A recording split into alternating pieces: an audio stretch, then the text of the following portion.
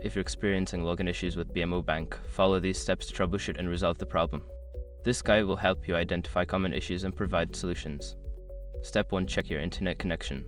Ensure that you have a stable internet connection. Try accessing other websites to confirm that your internet is working properly. If your connection is weak or unstable, consider resetting your router or switching to a different network. Step 2. Verify your login credentials. Before starting recovery, use the SROC.com link in the description to open the account recovery checklist generator and make sure your verification details are ready. Step 3. Clear browser cache and cookies. Sometimes stored data can cause login issues. Clear your browser's cache and cookies, then restart the browser and try logging in again. This can help resolve any conflicts caused by outdated data. Step 4. Update your browser or app. Ensure that you are using the latest version of your web browser or the BMO mobile app. Outdated software can lead to compatibility issues. Update your browser or app and then attempt to log in again. Step 5.